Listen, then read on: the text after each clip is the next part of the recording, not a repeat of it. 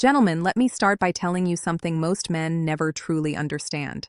There is not just one way to touch a woman, but there are specific areas of her body that trigger deep emotional responses, often long before her body reacts physically. And the truth is, most men only know two or three of them, if that. I'm a relationship psychologist, and for over 20 years, I've worked with couples at every stage of life. Today, I'm going to share what I wish I could have explained clearly to every man who ever sat across from me in my office. No unnecessary theory, no empty promises, just what psychology, neuroscience, and real-life experience have consistently shown. Before we go any further, let me ask you a simple question. Do you really know where and how a woman wants to be touched? I'm not talking about the obvious places most men think of. I'm talking about the places that open her emotionally, the gestures that make her feel understood before her body even responds. Many men tell me, I know my partner very well, yet when I ask them this question, silence usually follows. Why? Because no one ever explained this to you properly. There is no instruction manual. And women, even when they feel these needs deeply, don't always express them in words. Instead, they communicate through posture, through their eyes, through subtle gestures many men completely miss. Today, I'm going to talk to you about 7 key zones, but understand this clearly. These are not just parts of the body. They are emotional gateways. If you understand them, and more importantly, how to approach them, your partner's response will change profoundly. Your hands will stop being just hands. They will become a language of connection, a crucial clarification. After more than 2 decades working with couples, one conclusion keeps repeating itself. Most men act on instinct. They believe that touching the right place automatically creates pleasure. But for women, pleasure does not begin mechanically. It begins with emotional safety. Many men believe they are doing the right thing. But from the woman's perspective, the contact often feels one-sided. You may have asked yourself, why doesn't she react the way she used to? Why does her response feel different over time? The answer is simpler than you think. What men take for granted rarely creates emotion for women. Women don't respond to stimulation alone. They respond to intention, awareness, and presence. When a woman feels with her entire being that you genuinely care, her body follows. But here's the challenge. Women don't always tell you what they need. They show it. One former patient once told me something that stayed with me. Don't touch me just to touch me. Let me feel that you're really there first. That sentence holds the essence of what many women feel. This isn't about physical contact. It's about opening a psychological door first. Zone 1, the hands. I'm starting with a zone most men underestimate. The hands.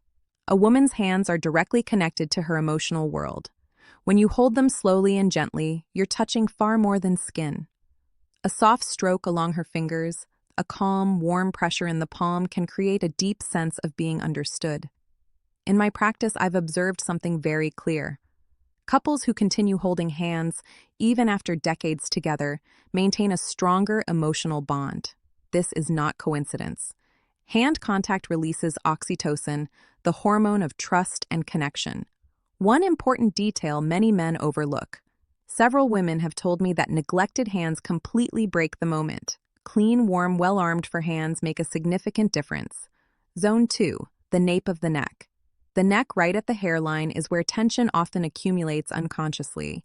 When you touch this area slowly, gently, without words or expectation, the body begins to relax. This is not a zone of stimulation.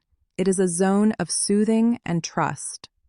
I remember a man in his late 50s who felt emotionally invisible in his marriage.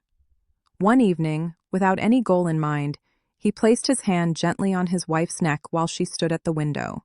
She stopped, she exhaled, and then she turned toward him. That simple gesture reopened something they had lost.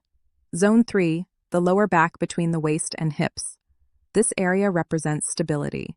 When you place your hands here gently without holding, without restraining, you send a powerful message. I'm here and you're safe but free. This gesture is especially effective in ordinary moments.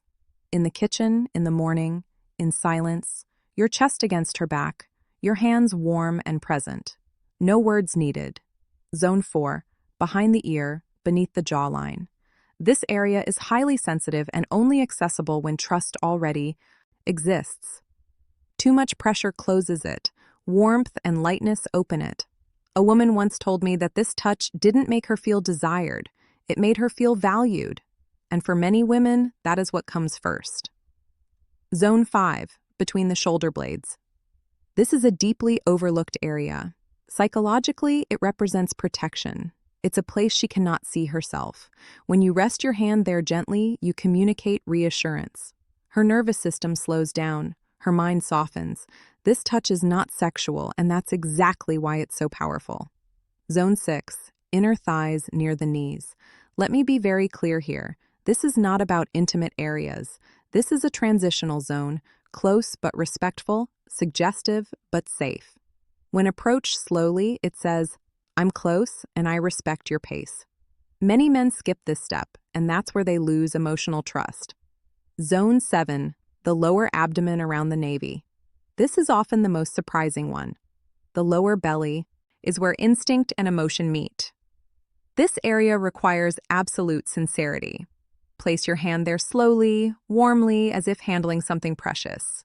When a woman allows this, she is offering not just her body, but her inner world. Why these zones work? Women don't respond only to physical stimulation. They process touch emotionally and neurologically.